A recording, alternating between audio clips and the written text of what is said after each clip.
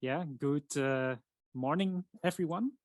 And first of all, thank you to the organizing committee for arranging this wonderful event and also giving me the opportunity to present my work here today, which actually is a replication extension study of research we did a couple of years ago in the lab, and which we now are trying to replicate. So it's about brain functional segregation in situs inversus. And before I actually show the results, I will give you the necessary background information and introduce the terminology that you need to understand the study. And I'll do this by simply breaking down the title.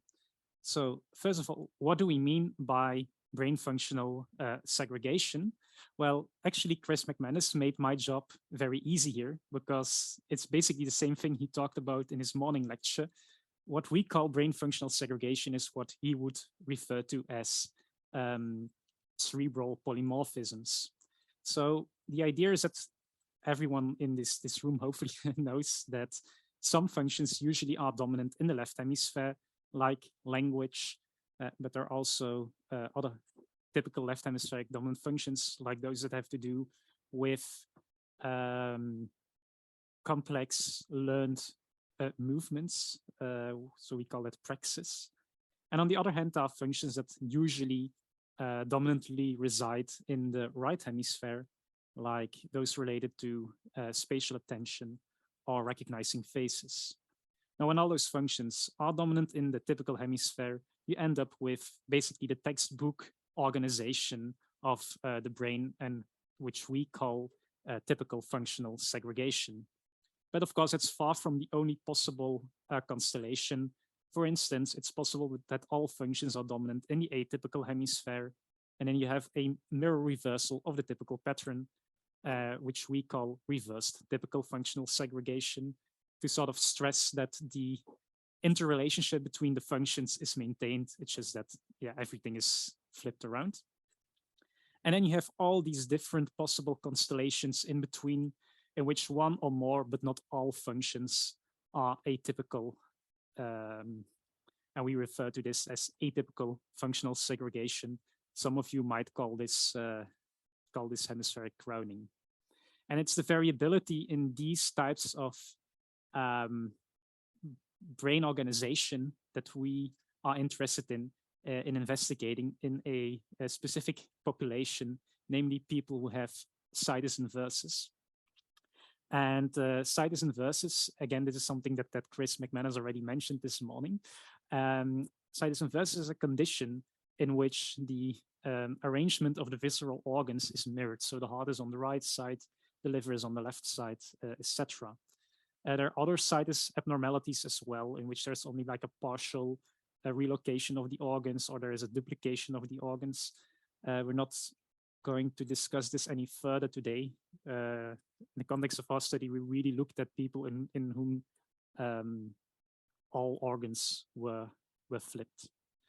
And this is actually quite challenging to investigate because it's rather rare. It occurs in about 1 in 10,000 people.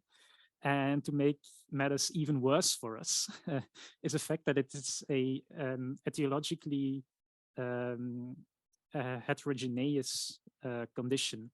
And actually about like the vast majority of people with situs inversus, about 75% of them, are completely asymptomatic, which means that their abnormal situs gets only discovered by chance, for instance, because they break their rib and they need to get an X-ray. Nevertheless, we mostly actually found people with this, let's say, asymptomatic or idiopathic situs inversus. The remaining 25% of the cases of situs inversus are due to or occur in the context of a syndrome known as primary ciliary dyskinesia, or PCD, in which there is a dysfunction of the cilia, here, which are like these hair-like organelles present on some cells that line the respiratory tract, the middle ear, and the sinuses. And the main function is to clear mucus and basically all the dirt and debris from those parts of the body. And if this doesn't work properly, all this mucus starts to build up, which results in chronic infections for which the patient usually seeks medical treatment. And that's how their situs abnormalities get identified as well. Now, what's actually the link with situs inversus? Well, these motile cilia, they also play an important role during the embryogenesis. In a way, they act as signposts that sort of guide the body, the building blocks that will become the organs to the left or to the right side of the body. This is a very oversimplified account, of course, but that's essentially what they do. And what happens with during PCD is that there is, because these motile cilia don't really work, you get a randomization of the situs. Like half of the people with PCD will develop normal organ situs. We also call this situs solitus, the typical organ arrangement, whereas the remaining half will have situs inversus. Okay, so now that hopefully everyone has a necessary background, let me talk about what we actually did. Well, so like I said, we were interested in investigating these patterns of hemispheric dominance and hemispheric segregation in situs inversus. Now, why would we be interested in that? Well, it wouldn't be a very far-fetched idea that whatever sort of mechanisms are relevant in determining organ situs might also be at play or influence structural and brain functional asymmetries, because the brain is also an organ after all. And we weren't the first ones to investigate this.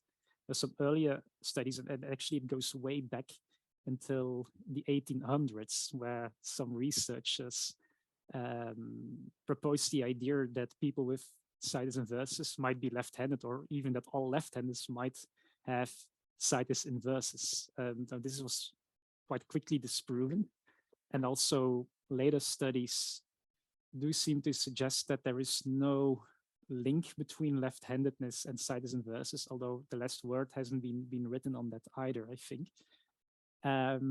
Besides those studies, there were a couple of case studies that suggested that language dominance maybe it seems to be typical in people with situs inversus as well. So, but again, those numbered mostly like 1, 2, maybe 3 participants. And so what we did is we managed to recruit in our first situs inversus study, we managed to recruit 15 people with situs inversus, as well as 15 controls who were matched in terms of biological sex, handedness, age, and years of formal education. We put them in a scanner, and we determined hemispheric dominance for 4 different functions, namely language using a verbal fluency task, praxis using a tool pantomiming task, spatial attention with a landmark task, and finally, face recognition using an NBAC task that included faces, videos of faces basically, and moving objects. And what we found was, first of all, that regardless of situs, that most people had the asymmetries in the expected direction. So most people with situs inversus and controls were left language dominant. Most of them were left dominant for praxis, etc. Or put differently, we found the expected population-wide dominances.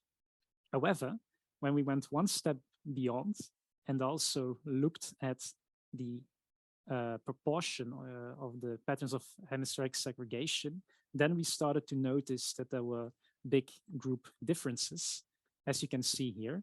Like 80% of the people with the typical organ situs also had the textbook functional division, compared to less than half of the people with situs inversus. So clearly there is something going on there. And this is not simply due to a reversal of the typical pattern of functional brain segregation, which in situs inversus, which would have probably been easier to explain.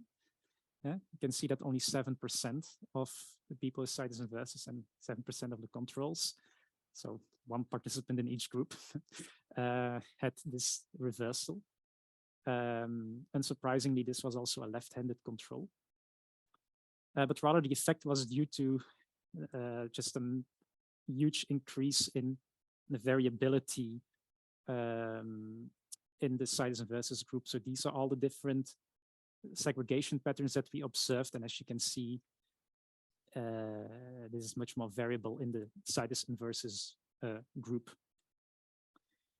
So of course, we wanted to see if we could replicate these findings and possibly try to extend them. For instance, one of the things that I was interested that we would wanted to do is to see if the PCD status would matter, because in the original group we had 6 people with PCD and 7 without PCD. And in the original group we and in the follow-up study, we managed to recruit 22 additional people with situs inversus, as well as 21 controls. We used the same fMRI tasks acquired on the same MRI scanner. And I will show you the results that we obtained in this follow-up study. So here you can actually see the laterality indices shown separately for the situs inversus group in yellow and in the situs soltis group in blue. And left means that the left hemisphere is dominant, right? And positive means that the right hemisphere is dominant. And you can see that again, most people have this left hemispheric dominance, although the rate of typical language dominance is reduced in situs inversus. And the same thing applies for praxis, and again for spatial attention and face recognition as well. So again, we find that the typical population dominance is maintained in situs inversus, although it is reduced, which is very reminiscent of the results that you will get if you compare left and right-handers. Oh, okay. And again, we looked then at these patterns of hemispheric segregation, and we found results that were very much in line with our original study. Again, a reduction of this typical pattern in situs inversus, not because of a reversal, although a full reversal of the typical functional segregation pattern seems to occur a bit more often in situs inversus compared to what we find in people with situs solitis. And actually, in fact, this full reversal seems to be also rather rare in general. And again, here you can see that there's much more variability in terms of brain functional segregation in situs inversus. Also note that this is mostly due to only one function being dominant in the atypical hemisphere. Like I said, we also wanted to do some subgroup analysis, and I have to say, please take these results with a bit of a grain of salt, because unfortunately our PCD group only numbered 8 participants. But the results that we see here do seem to suggest that the overall effect of situs inversus seems to be mainly driven by the PCD unrelated group, as you can also see here. So to summarize, we find that the population dominance for individual brain functions is maintained in situs inversus, and that atypical and reversed patterns of hemispheric segregation are also more common there. And these effects can mostly be attributed to the non-PCD situs inversus group. We know that situs inversus, also unrelated to PCD, is a genetic disorder.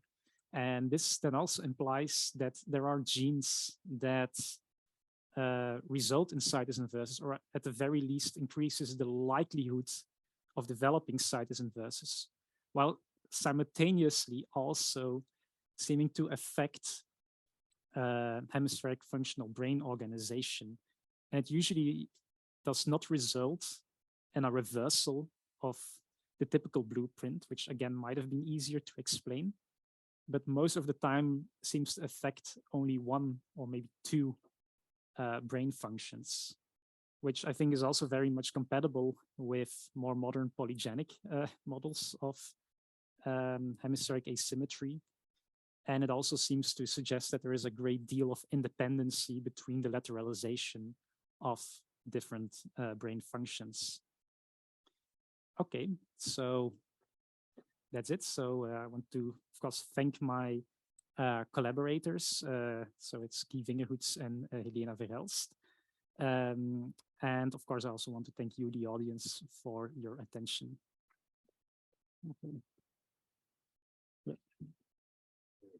Yes, thank you. Thank you. Yes.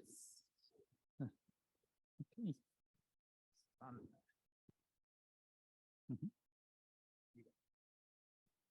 Hi, it's Sanne from Groningen, the Netherlands.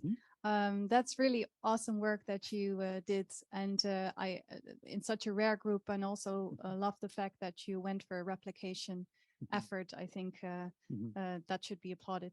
Yeah. And from the first study that you showed, it seemed that in the atypical patterns, like each of those would be equally often appearing, but in the second, your new study here, did you find this slide? Yeah. So I thought, might it be the case that some of the atypical patterns occur more often, which basically come down to one function more often going to the other hemisphere? And I thought, this is what I thought, that the faces are processed in the left hemisphere rather than the right, and for the rest of it, it seems similar. And I think this is something that generally we also see more often happen in left-handed people. Yeah. Right. So yes. What are your thoughts about that? Yeah, it's interesting. That's indeed the impression that we also get when we look at data from other studies that we look at. Usually the face task is the, let's say, the weaker brother of of our task paradigms, in the sense that it doesn't lateralize as strongly. Yes, this is also, of course, mostly my experience based on left-handers, because my previous imaging studies were all on left-handers, not on right-handers. So, but although here you can, you can also see this sort of in the control group. For instance, here this is a pattern which only the face task is atypically lateralized, and also seems to be the most common atypical functional segregation pattern in the control group. And if I go to the situs inversus 1 study, yeah, okay, yeah, it's also one that pops up here again. Yeah.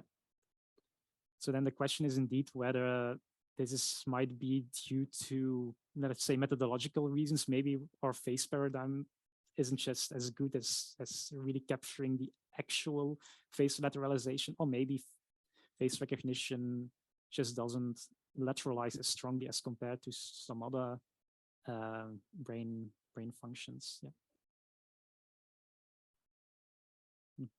Yeah. Okay, which is reassuring. Okay, thank you. Yeah. Hi, sorry, Chris McManus from UCL. Lovely study. I can't say how difficult it is to find large numbers of these individuals, and I'm not sure how many there are in the literature, but you must have the majority of them, would be my perception. Yeah. What's going on, I suppose, is the question. And I think it's worth thinking firstly about situs itself. In the biological literature, in experimental animals, you can just pump in vast amounts of what they call biological noise. If you irradiate embryos, if you give them drugs, if you give them stress in multiple ways, you'll get more anatomical situs inversus. So you can get, noise can override the normal development. And if you think about it, I suppose if there's normally a lot of random noise in the system, then you pump in more, then you'll get more atypicals. And I think, you know, that's why it's looking like left-handedness in a way, because left-handers have, in some sense, more random noise going on. There's randomization in there. And that may be why you're only there's not enough. It's a bit like pathological left-handedness. Do you remember Sats used to talk about pathological left-handedness? And you also find it, you get these anomalies in other ways. You know, children with very low IQ are typically have higher rates of left-handedness and that sort of thing.